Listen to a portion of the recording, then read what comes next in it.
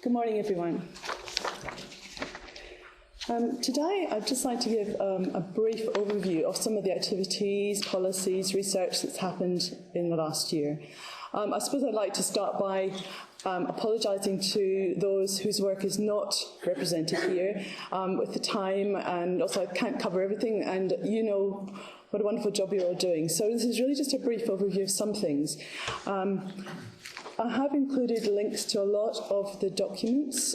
Again, I won't have time to go into detail today, so if you want to follow things up, the links are in the presentation, so you can follow them at your leisure.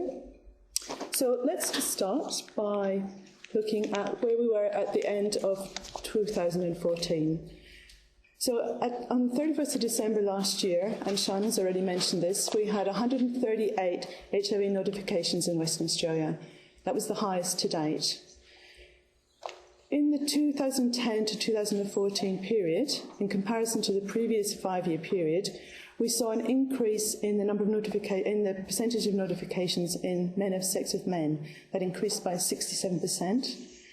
And in people reporting heterosexual contact, there's an increase by 42%. Also, thanks to Jude Bevan's team, they provided the information that at the end of last year, over 5.1 million needles and syringes had been distributed. Again, an increase in the previous year. The next slide, so I'm going to do it a bit like a calendar, looking at each month. At the top of each slide, I have included the number of HIV notifications as year to date. So you'll see these going up as we go through the slides. Obviously, we haven't got the whole year yet, but it'll just give you a bit of a picture of where we're tracking. So in January of this year, and in response to the increase in notifications among men who have sex with men particularly, the WA Health Department funded the WA AIDS Council to undertake a campaign using mobile phone apps. In this case, they use Grindr, to try and target the group that we're trying to reach.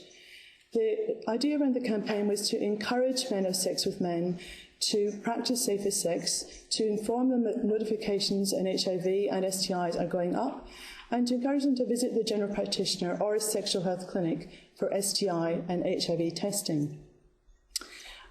Some of the findings that they gathered from the Grindr campaign was they had 123 clicks through to the Project X website, which is actually on the little screen there. So that was good follow through. There wasn't any evaluation looking at recall of messages, but that is something that might be considered for future campaigns. So in February, in support of the fact that we're hoping that lots of men who have sex with men are going to the GPs, thought it would be a good idea to actually let GPs that they might be getting visitors. So a letter was sent out to all general practitioners to inform them about the campaign, that notifications were going up, and to recommend that if a man who has sex with other men comes for testing, that they should be given a suite of testing, obviously multi-site testing, oral, swabs, throat swabs, rectal swabs, and be given general STI and HIV testing. Other things that happened in that month was that with the restructure with hospitals, as so many of you have been impacted by that, the Infection and Immunity Clinic opened at Fiona Stanley Hospital. The WA AIDS Council released some new post-exposure prophylaxis resources at Pride Fair Day, which is the 14th of February from memory, Valentine's Day for us all. So this is just an example on the side of the slide of one of the new PET posters. And ASHM, in response to a growing sort of demand and interest in pre-exposure prophylaxis, released some national draft PrEP guidelines. And I've included the link for those here. In March, and Corey has already mentioned this, Siren established the Community of Practice for Action in HIV and Mobility. And then we had the release of the Australian HIV Observational Database Temporary Residence Access Study. As you know, people who are ineligible for Medicare are not covered by PBS access to antiretroviral therapy. So Through advocacy from the National Association of People Living with HIV in Australia, a number of pharmaceutical companies agreed to fund supply of antiretroviral therapy to 180 people who are Medicare ineligible. So that study had been running since 2011, and basically the results of that study indicated that, and probably it's not a surprise to everyone, that it was obviously a very good thing to do and be very cost effective if we were able to supply antiretroviral therapies to people who aren't normally able to access them. And the estimate was that about there will be, I think, 81 HIV cases would not have occurred if that was to happen in future. The Kirby Institute also released its results in the partner study, and excuse me, I'll just have to check with my notes because this is not obviously our research. So just to confirm the findings of that, early results from the Kirby's partner study found that HIV-positive gay men on treatment and with undetectable viral load were not transmitting HIV to their partners. So again, really exciting results coming out of that partner study. And again, please, if you want to know more, have a look at that link. I've combined April and May just to make the slide look a bit busier, but obviously there were lots of other things happening, but okay. At the end of April, the rapid HIV testing trial at the M Clinic came to an end. This was part of a national trial that was being coordinated by the Kirby Institute in New South Wales. The M Clinic and Royal Perth Hospital participated in this study. The results are still being developed, and we haven't received the final report yet, but hopefully that will be fairly soon.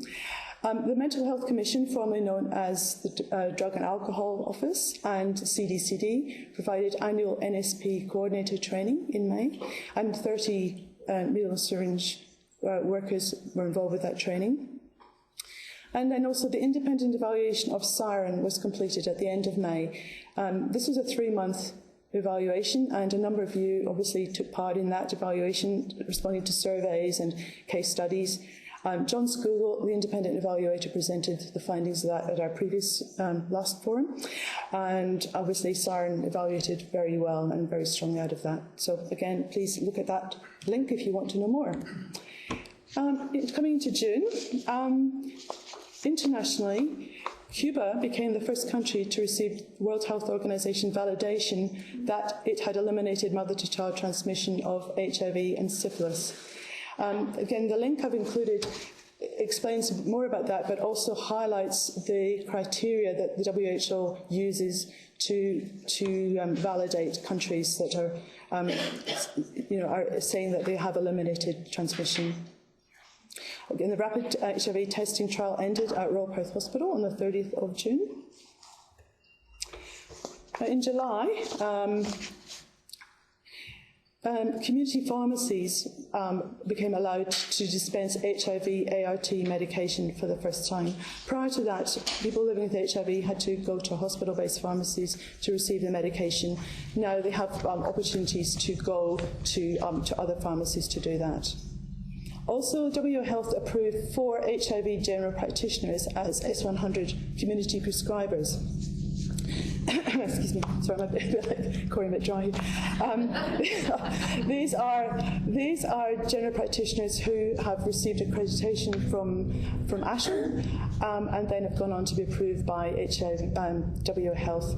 And they are Belinda Wozencroft, Rick Cheney, Terry Pitzikas, and Goran Pravan. We are hoping that in future we'll be able to engage more general practitioners, but it's fantastic that they are now recognised as community prescribers. The HIV Futures 8 survey went live. This is a national longitudinal survey that has been, obviously this is its 8th iteration, and it looks at health and well-being of people living with HIV. So if you do have clients and patients who are HIV positive, please let them know about this survey, because it will be fantastic to actually capture how they are travelling with their HIV. The START trial. Again, I'm going to check my notes for this one because I want to make sure I give you the right thing. The START trial is an international trial. It's been coordinated in Australia by the Kirby Institution. And the interim results of this were released in July. And these show that starting patients on ART soon after diagnosis, rather than waiting until their CD4 count drops to 500 cells per cubic millimetre, significantly improves their health outcomes. So again, this gives validation to what people have been saying, that the sooner people get onto treatment, the better. So again, please look at that link. And then also a bit of social buzz in July that WA/AIDS Council and Curtin presented Style Aid 2015. And if you look in the WA magazine social pages, there are some lovely pictures from that event. Okay, we're now in August. How am I doing for timing? In August, Communicable Disease Control launched its guidance on pre-exposure prophylaxis for HIV. So WA became the first jurisdiction to actually release these guidance, and I would actually like to acknowledge the work that Sian has done in that, so thank you, Sian, for that. You helped to push that through. I'd also like to say another sort of social event was the opening of the South Terrace Clinic at Fremantle Hospital in a blaze of purple on the 12th of August. So congratulations to Lewis and his team on that. The Needle and Syringe Exchange Programme started at the Goldfields Population Health Unit in Kalgoorlie in September, and again these were launched at our previous forum, the new WA STI and BBV strategies. Again, many of you contributed to those, so again thank you very much for your contributions. The HIV mobility interim report card, again as Corey referred to, was released. And WAC marked its 30th anniversary at Parliament House, and that was just the start of a number of events around there. So again, congratulations to WAC for many years of fantastic work. In October, the University of New South Wales Centre for Social Research and Health released the Prepare Project report. Again, the findings from this: it was a repeated cross-sectional study of gay and bisexual men's attitudes to biomedical HIV prevention, which included PrEP and treatment as prevention. The key findings were that there was a willingness to use HIV PrEP, and this has increased amongst gay and bisexual men, and that over a quarter of the survey participants knew someone who had taken PrEP. There are obviously other findings, but please, if you're interested in that, have a look at that website. Really trying to keep tabs on HIV notifications and the fact that we feel that numbers are going to be as high, if not higher, this year. The W Health arranged with WAC to have a stakeholder meeting to discuss the increase in HIV notifications amongst gay men and other MSM.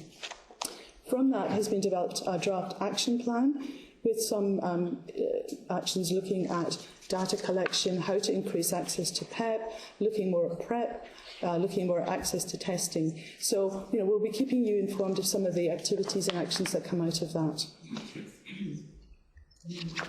In November, the WA/AIDS Council released a new suite of PEP ads. Again, these are available through the WAC's website. These are currently in Ouse and Perth, and they've just been released on Facebook as far as I know. A needle and syringe dispensing machine trial was commenced at Katanning Hospital. As part of the lead up to World AIDS Day, the WA/AIDS Council organised a PrEP community forum for men who have sex with men to look at how it impacts on their lives. And the W Health Department released the 2014 annual report on STIs and BBV epidemiology. So now we've reached December. So yesterday was World AIDS Day, and a number of events did occur throughout Australia and within WA. Last night, the WA/AIDS Council hosted a film screening at the Piazza in Northbridge. Unfortunately, I wasn't able to be there, although I got there a bit late as people were packing up, so I did come.